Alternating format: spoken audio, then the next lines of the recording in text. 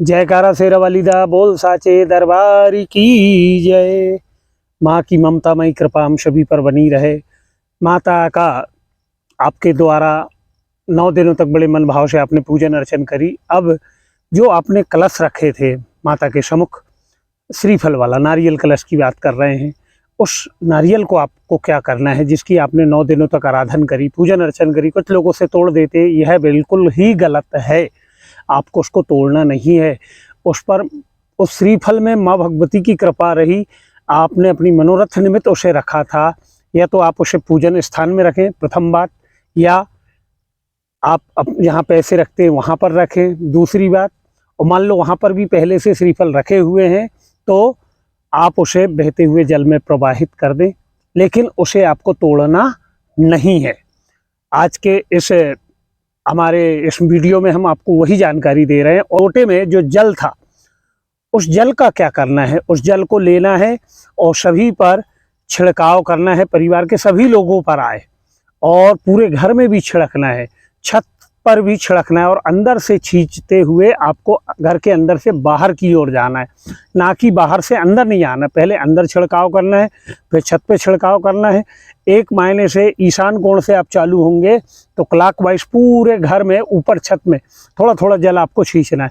उससे भगवती की 9 दिनों की आराधना, उस कलश के जो उसमें संपूर्ण देवताओं का निवास, वरुण देवताओं की कृपा, आपके जीवन में सुख वैभव की प्राप्ति होगी। और बचा हुआ जल ऐसी जगह डाल दें जहाँ पैरों में ना पड़े, कोई पेड़ों में डाल दें या नदी में डाल दें। और मान लो आपके यहाँ जमारे रखे थे आपने, माता की जमारे, तो विसर्जन के दिन बड़े मन भाव से पूजन अर्चन करें, क्षमा प्रार्थना करें कि माता हमसे कोई भूल अगर हो गई हो आप क्षमा करें। आज परम धाम आपका विसर्जन का दिन आया है, और क्षमा प्रार्थना करते हुए अक्षत पुष्प छोड़कर जो आपकी अष्टमी की भेंट थी या नवमी की भेंट थी, वो नारियल आप तोड़ें। जैसे साधारण जो आपने नारियल चढ़ाए थे उसकी थोड़ी जटा को ऐसी निकाल कर माता को अर्पण करके पानी लगा के फिर तोड़ें। इस प्रसादी इसका बनेगा। जो आपके कलश पे नारियल रखा हुआ था उस की प्रसादी नहीं बनेगी, वह माता का आशीर्वाद आपके लिए। उसे आप चुनरी में लपेटकर अपने स्थान पर रखें, और फिर वह माता की जो बाड़ी है, जो आपने जौ बोए थे, जमारे बोए थे, उसे निकालकर आपको विसर्जन नदी में, तालाब में अच्छी साफ सुथरी जगह करना है, और वहाँ से कुछ जमारे लेकर भी आना है। तो उस जमारे को अपने पूजा स्थान के प्रत्येक भगवान के पास अर्पण करना है। अपने पूर्वजों के निमित्त भी, अपने कुल देवी देवताओं के निमित्त भी वह जमारे यानी माता की हरियाली हमारे जीवन पर बनी रहे। माता की कृपा से हमारे जीवन में आने वाले नवरात्र तक भगवती की कृपा से हम अभी जैसे थे इससे भी और अच्छे हम रहेंगे।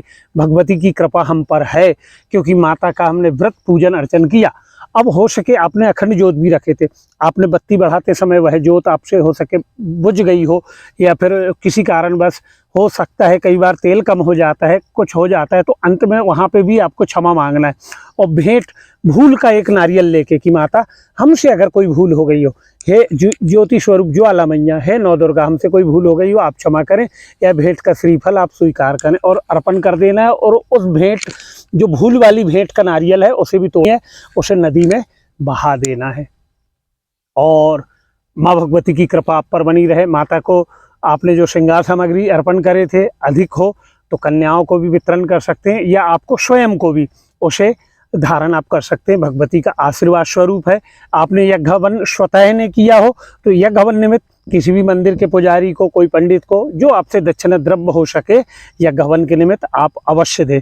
यही दिव्य जानकारी आप और लोगों तक भी भेजें, जिससे वह भी इसका लाभ ले पाएँ। और आपने हमारे YouTube चैनल को सब्सक्राइब नहीं किया है तो आप सब्सक्राइब करें, जिससे आप तक हम और भी सही जानकारी भेज पाएँ। माँ भगवती की कृपा, भोलेनाथ की कृपा आप पर बनी रहे। जयकारा शेरा वालीदा बोल साचे दरबार की जय।